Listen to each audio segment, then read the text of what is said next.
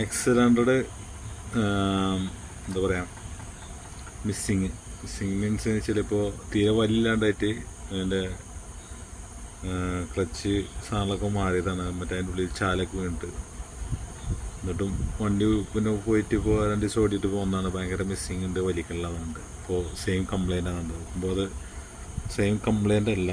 അപ്പോൾ ഇതെന്താ പ്രശ്നം എന്ന് വെച്ചാൽ കാർബറേറ്റർ പ്രോബ്ലം ഉണ്ട്. കാർബറേറ്ററിന് വെച്ചാൽ ഒന്ന് ചോക്ക് സ്റ്റക്കായിട്ട് കയറിയിട്ടുണ്ടായിരുന്നു ഒന്ന്. രണ്ടാമത്തത് എന്തായാലേ ഇതിൻ്റെ ഫുള്ള് ഒക്കെ അടഞ്ഞേക്കാണ്. പിന്നെ ഇതിൻ്റെ എയർ സ്ക്രൂ